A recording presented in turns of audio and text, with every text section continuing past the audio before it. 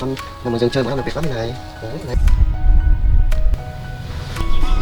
Bây giờ giấy khai sinh ra xong, anh Sơn sẽ đến nhận tiền.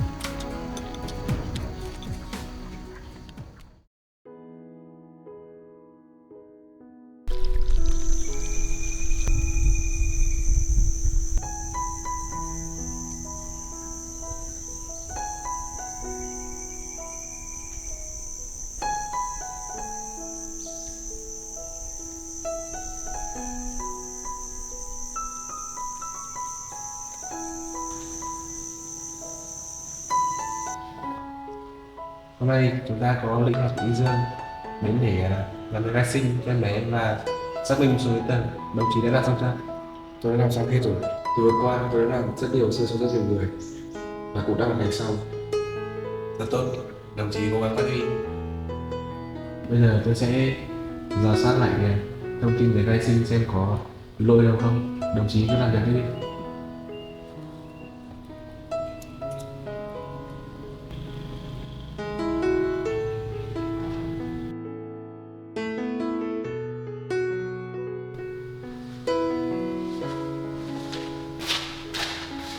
Thì cái hồ sơ vay vốn của anh Dương hôm qua tôi giao cho anh, đồng chí đã thông chưa?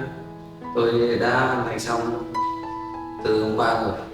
Số tiền mà hôm qua tôi nhờ anh chuẩn bị để cho anh Dương vay, anh đã chuẩn bị xong chưa? Tôi đã lên ngân hàng từ hôm qua rút về rồi.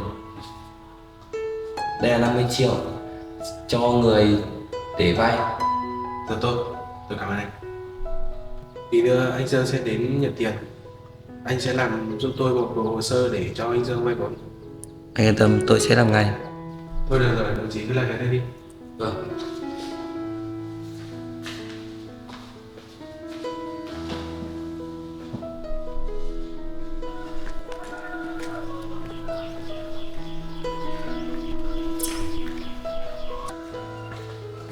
Dạ, chào anh cán bộ.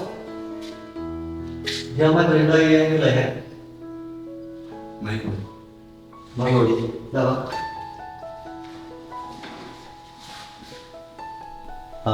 Thì hôm nay tôi đến đây thì như lời hẹn và muốn lấy giấy sinh cho em bé Trúc Lam. giấy khai sinh của anh tôi đã xong rồi. Anh kiểm tra xem có sai không. Vâng. Tôi cảm ơn.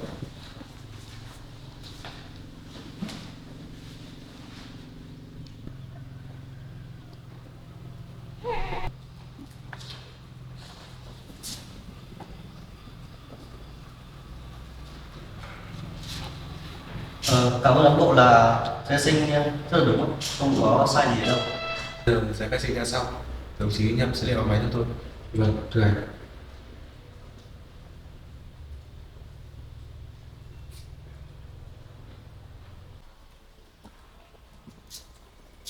Đồng chí cố gắng làm cẩn thận giúp tôi. Vâng, anh yên tâm.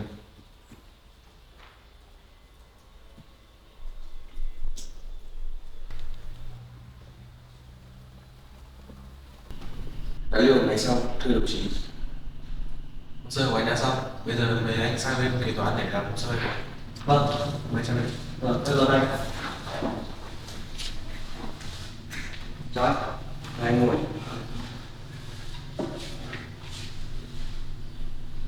Anh là một người đến làm hồ sơ vay tiền phải không? Vâng, đúng rồi. Tôi là người đã đến nhờ anh ông An để làm hồ sơ để tôi vay thêm tiền để phát triển trang trại. Đây là số tiền 50 triệu tôi chuẩn bị cho anh. Vâng.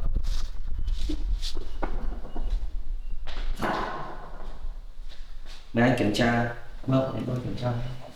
Cảm ơn anh.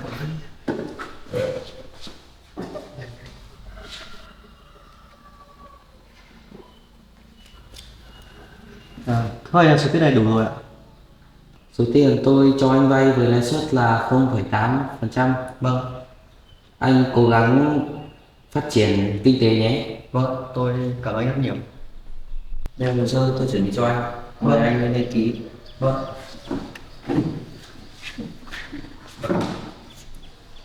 Ký ở đâu này? Mời anh ký vào số tiền. Vâng. Vâng.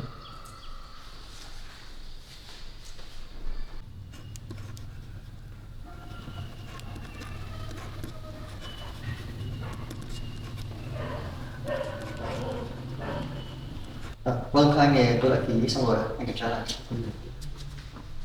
Của anh xong rồi, anh phải cầm tiền và ra về. Vâng, tôi cảm ơn anh rất nhiều. Vâng. Rất cảm ơn hai cán bộ đã tạo điều kiện để tôi được làm duy sinh cho em bé và tôi được vay vốn để phát triển kinh tế. Thôi được rồi, anh phát triển kinh tế là tốt. Vâng, cảm ơn anh nhiều. Chào anh. Chào anh bộ.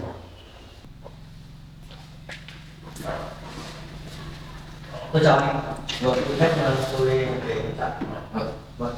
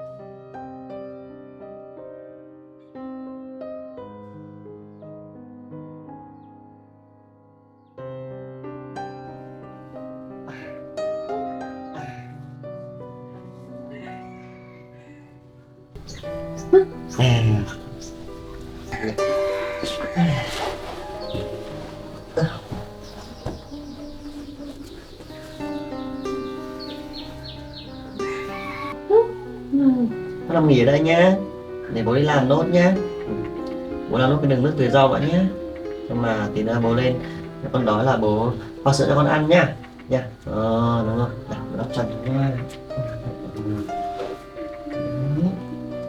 Chăn ấm lên nha. Rồi, chiều lên thế.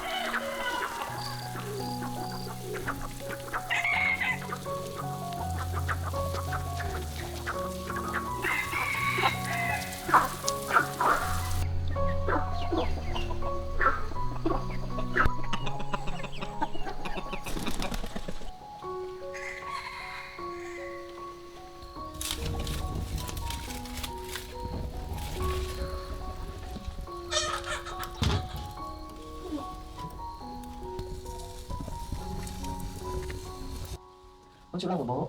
Ôi, nó mới cho mình một cháo nữa không? Hả? Thương lắm anh nhỉ? Để bố đứng xong là bố phát sữa cho con nhé. Cho con có rồi phải không? Con nào ở đây? Nóng mỏi không? Ôi.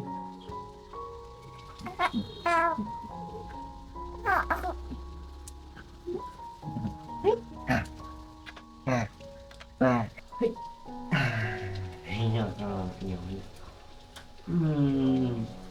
Đây nhé, để bố đi pha sữa cho con nhé. Chén nước sôi rồi đấy. Đẹp vậy đi.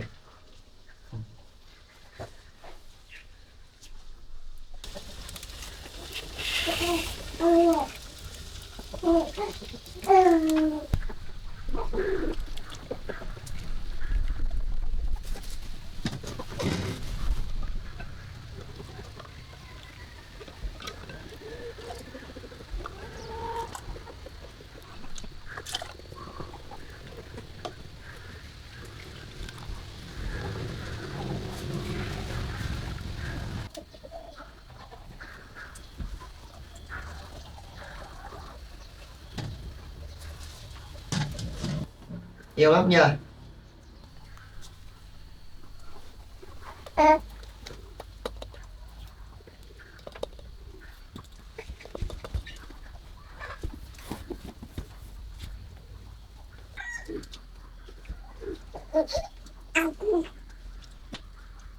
Quế rồi. Ôi, đẹp quá nhỉ.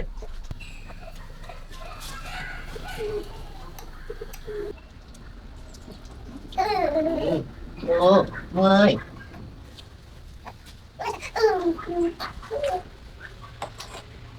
Đặt bấy nè. Nhu nhu nhu nè. Ôi nhu nhu nè. Nhỉ. Đây nha. Ôi. Đấy. Thích không? Nằm đây thoải mái không? Gấp chăn thôi nhé. Ôi. À. Đang cùng sợ trong làm nhá. Mắm nào. Rồi.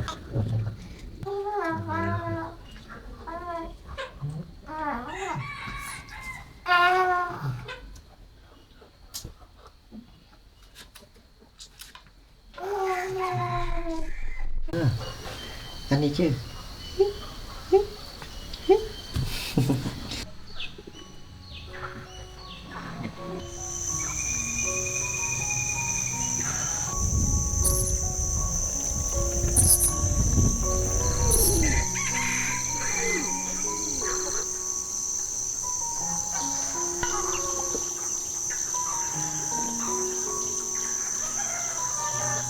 Rồi không.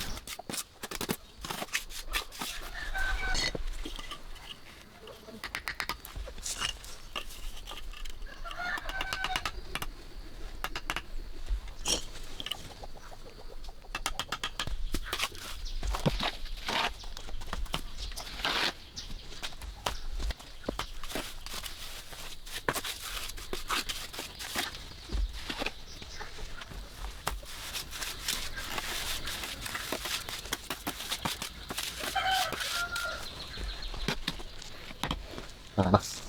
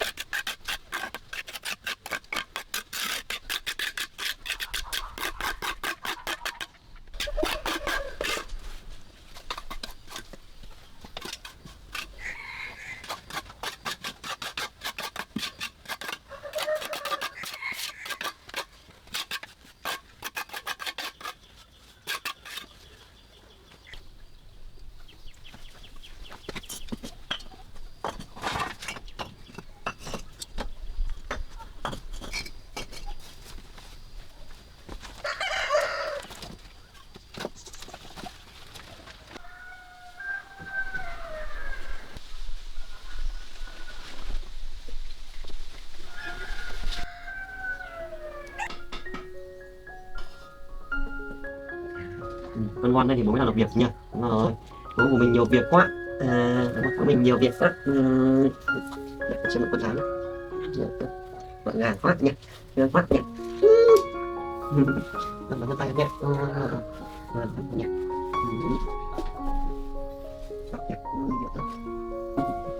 Yêu thế.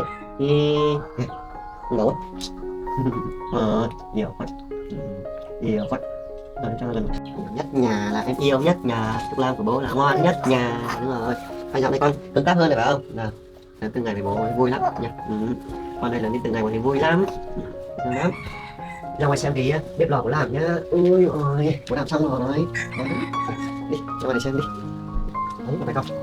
Con mình mà dừng chơi bố làm được việc lắm như này. Đấy, thấy không? Đấy, bếp lò này. Đấy, bếp lò xây này. Thì tụi mình nấu ăn luôn ở đây nhỉ. Đấy, hôm nay mình có bò lò mới rồi. Mình hoàn thành xong cái bò lò vui lắm. Là mình đã có chỗ nấu nướng rồi, sạch sẽ rồi nhỉ. Thấy chưa không? Đây con gạch đỏ ở đấy, bột xây đấy, gạch bố đi mua đấy. Xong rồi là bố mua silicon cát để bố xây đấy nhỉ, đẹp của Trúc Lam nhỉ. Đấy, thấy không? Đẹp không? Nhỉ. Đấy, bố làm con thợ xây đấy. Thì mình nấu ăn để kiềm này nhỉ, kiềm này. Mình khô một tí xong bố nấu được luôn, cái này phải đợi lâu đúng không?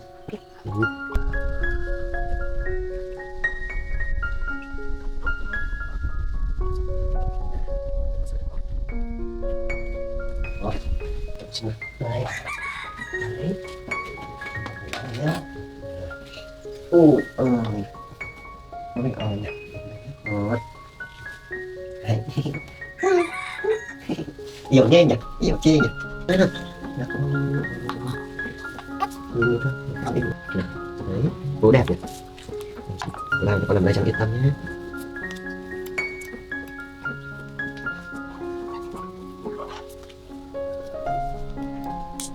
Rồi, con ở đây nhá, làm ở đây cho một cắn nhé, với nấu ăn nhé, nấu ăn thì con mình ăn nhá. Và sữa còn lại còn uống sữa nhỉ. Rồi, đi thôi.